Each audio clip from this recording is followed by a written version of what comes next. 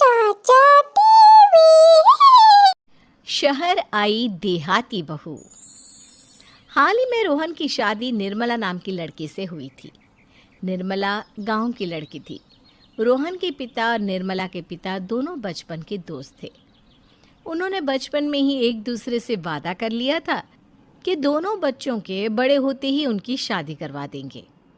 इसलिए वादे के अनुसार रोहन के पिता निर्मला को अपनी बहू बनाकर घर ले आते हैं। निर्मला अपने साथ अपनी गाय भी लेकर आ जाती है और उसे घर के आंगन में बांध देती है। अरे ये क्या माँ, भाभी तो गाय भी लेकर आई हैं हमारे घर में। अभी घर में गाय बंधी देखकर आस पड़ोस के लोग तो हमारा मजाक उड़ाएंगे ना। हाँ बेटा, तू ठीक कहती है, लेकिन क्या करूँ मैं।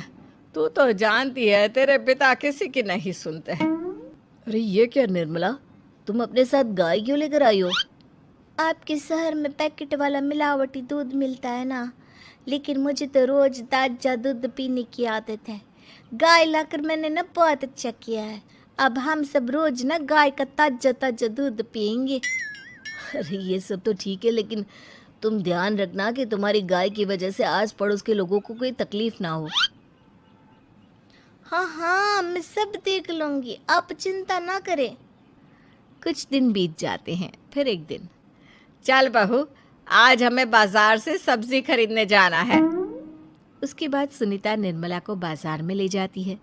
सब्जी के महंगे दाम देखकर निर्मला के तो होश उड़ जाते हैं। ये क्या माँ जी, 1000 रुपये की सब्जी, ये तो बहुत ही ज़्यादा है। अब क्या करे बहू, शहर का तो यही हाल है। ना ना ना, मैं इस तरह पैसों की बर्बादी बर्दाश्त नहीं कर सकती। अब से ना हम इस बाजार से सब्जी नहीं खरीदेंगे। हाँ। फिर अगले दिन निर्मला घर के आंगन की मिट्टी खोद कर वहाँ तरह तरह की सब्जियाँ लगा देती है। अरे काव्या, तेरी भाभी तो बहुत अजीब है। उसने तेरे पूरे आंगन को खेत बना कर रख दिया। मेरी समझ में नहीं आता, तुम लोग इस लड़की को कहाँ से पकड़ कर लाए हो? अरे सब मेरे पिताजी का किया धरा है। सालों पहले अपने दोस्त से किए वादे के चलते उन्होंने उस गवार को हमारे गले बांध दिया।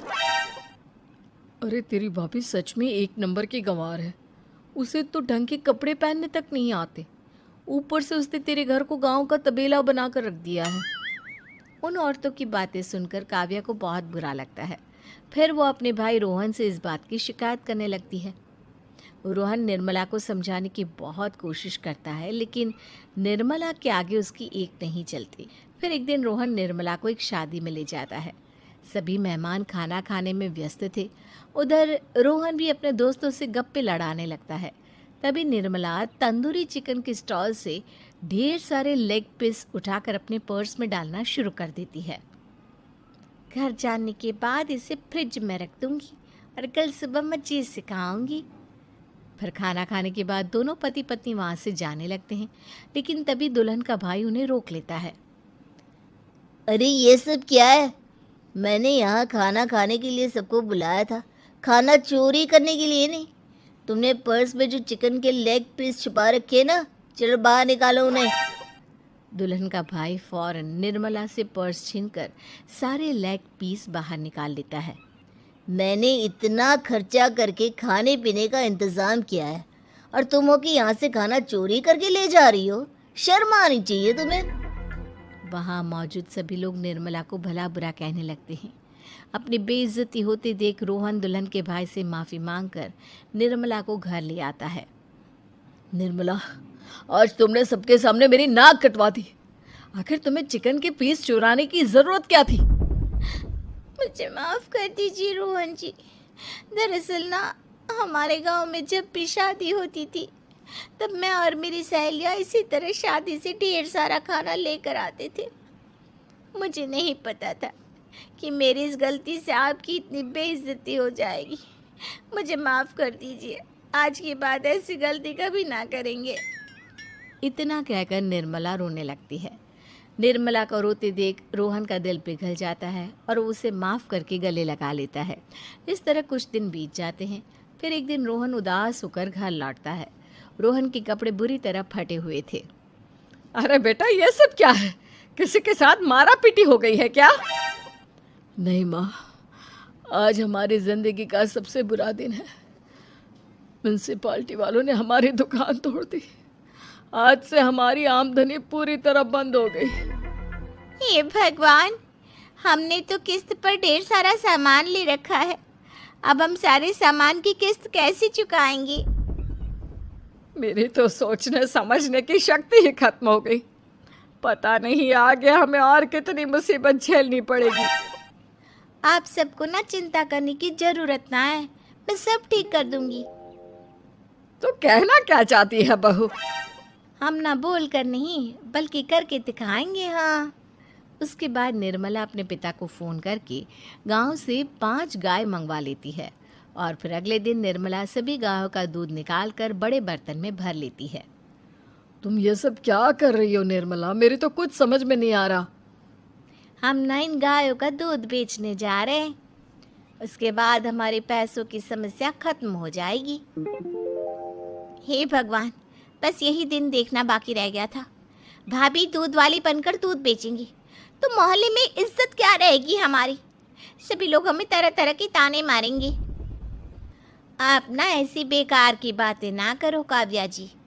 जब जेब का पैसा और पेट की रोटी छिन जाती है तो इंसान पहले अपने और अपने परिवार के बारे में सोचता है। और वैसे भी जिस काम से हमारा घर चले उसकी कभी ना बुराई नहीं करनी चाहिए। फिर निर्मला दूध के 2 बड़े बर्तन साइकिल के दोनों तरफ लटकाकर मोहल्ले में घूमने लगती है। दूध ले लो, दूध, गाय का ताजा ताजा दूध ले लो, बिना मिलावट का शुद्ध दूध ले लो। चलो चलो आओ भाई, जल्दी ले लो।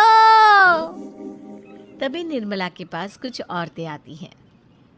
अरे तुम तो सुनीता की बहू हो ना? तुम इस तरह सड़क पर दूध क्यों बेच रही हो? निर्मला उन दोनों औरतों को अपने घर के हालातों के बारे में सब बता देती है।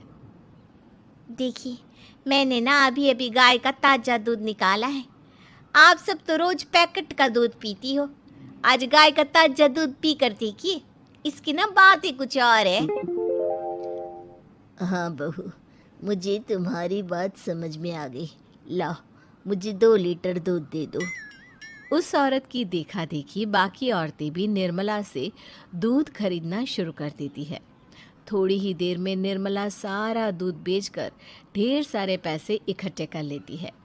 उसके बाद निर्मला घर जाकर सारे पैसे अपनी सास को पकड़ा देती है। अरे बहू, इतने सारे पैसे! सच में तेरा आइडिया तो काम कर गया। अरे माँ जी, आप तो बस देखती जाइए, कुछ ही दिनों में मैं अपने घर की सारी समस्या खत्म कर दूंगी। हाँ।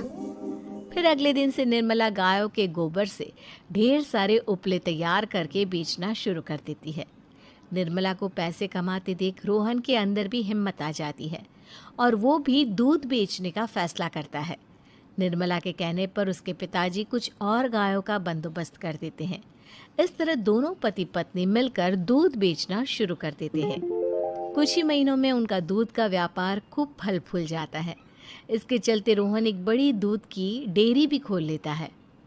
पिताजी, जब आपने निर्मला से मेरी शादी करवाई थी तब मैं मन ही मन आपको कोसा करता था, लेकिन आज मेरी समझ में आया कि आपका फैसला बिल्कुल सही था।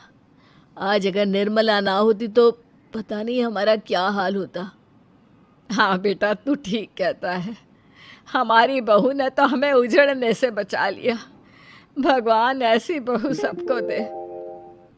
इस तरह निर्मला की समझदारी के चलते सब कुछ ठीक हो जाता है और वो सभी हंसी खुशी अपना जीवन जी